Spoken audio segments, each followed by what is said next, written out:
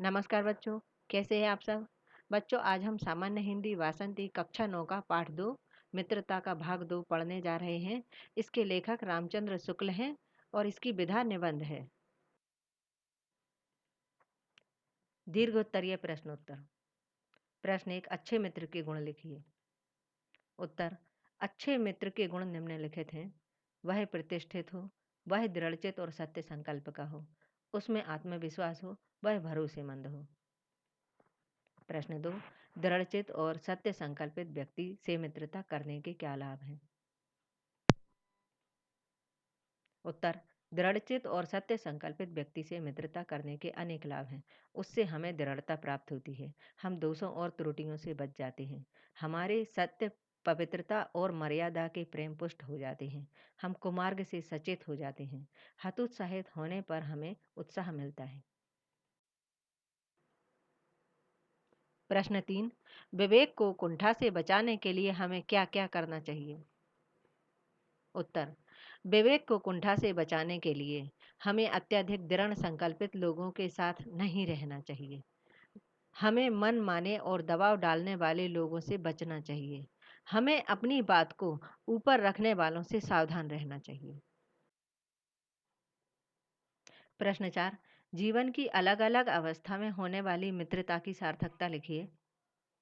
उत्तर, शुक्ल जी ने इस निबंध में मित्रता की 3 अवस्थाओं के बारे में बताया है।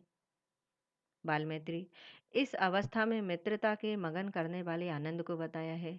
इसमें हृदय को भेदने वाली ईर्षा और खिन्नता नहीं होती। कैसी मधुरता और कैसी अनुरक्ति होती है, कैसा अपार विश्वास होता है, हृदय के कैसे कैसे उद्गार निकलते हैं, वर्तमान कैसा आनंदमय दिखाई पड़ता है और भविष्य के संबंध में कैसी लुभाने वाली मन में कल्पनाएं रहती हैं। कितनी जल्दी बातें लगती हैं और कितनी जल्दी मानना होता है। छात्रावास की मित्रता, छात्रावास में तो मित्रता की धुन सवार रहती है, मित्रता हृदय से उमड़ पड़ती है। सहपाठी की मित्रता, इस उक्ति में हृदय के कितने भारी उथल पुथल का भाव भरा हुआ होता है। युवा अवस्था की मित्रता, युवा पुरुष की मित्रता स्कूल के बालक की मित्रता से दृढ़, शांत और गंभीर होती है। उसी प्रकार हमारी युवा अवस्था के मित्र बाल्य अवस्था के मित्रों से कई बातों में भिन्न होते हैं। प्रश्न 5, भिन्न प्रकृति और स्वभाव के लोगों में मित्रता कैसे बनी रहती है? उत्तर, दो भिन्न प्रकृति के मनुष्य में बराबर प्रीति और मित्रता रही है।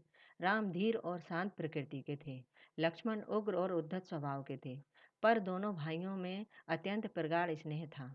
उदार तथा उच्चाशय कर्ण और लोभी दुर्योधन के स्वभाव में कुछ विशेष समानता न थी, पर उन दोनों की मित्रता खूब निभी।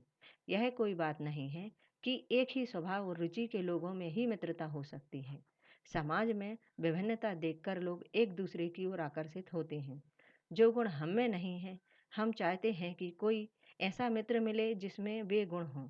चिंताशील मनुष्य प्रफुल्लित चित्त का साथ ढूंढता है, निर्बल बलि का, धीर उत्साही का।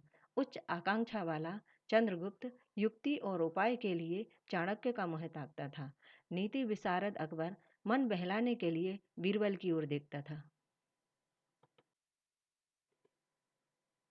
प्रश्न 6, निम्नलिखित पंक्तियों का आशय स्पष्ट कीजिए। आ, विश्वास पात्र मित्र खजाना, औषधि और माता जैसा है। अर्थ, विश्वास पात्र मित्र का महत्व असाधारण होता है। जो विश्वास पात्र मित्र होता है वह हमारे लिए रक्षा कवच के समान होता है। इसीलिए ऐसे मित्र तो बड़े ही भाग्यशाली व्यक्ति को ही प्राप्त होते हैं।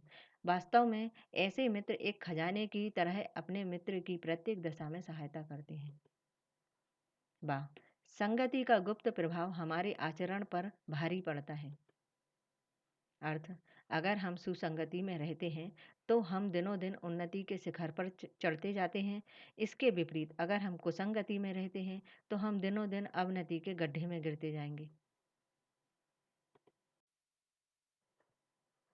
सा, ऐसे नवयुवकों से बढ़कर शून्य, निसार और शोचनीय जीवन किसका है? अर्थ, कुछ मनचले युवक हर प्रकार से उद्दंड और अशिष्ट होते हैं। वे अपने जीवन की सार्थकता केवल ऐशो आराम करना समझते हैं। इसके फलस्वरूप वे अपने जीवन को नरक बनाकर न केवल स्वयं के लिए दुखद साबित होते हैं, अपितु अपने संपूर्ण समाज और वातावरण के लिए भी। इसीलिए ऐसे शून्य निसार और शोचनीय युवकों से सावधान होकर दूर ही रहना चाहिए। बच्चों, आपको इस पाठ में जो डाउट आए हों, कमेंट में पूछ सकते हैं। धन्यवाद।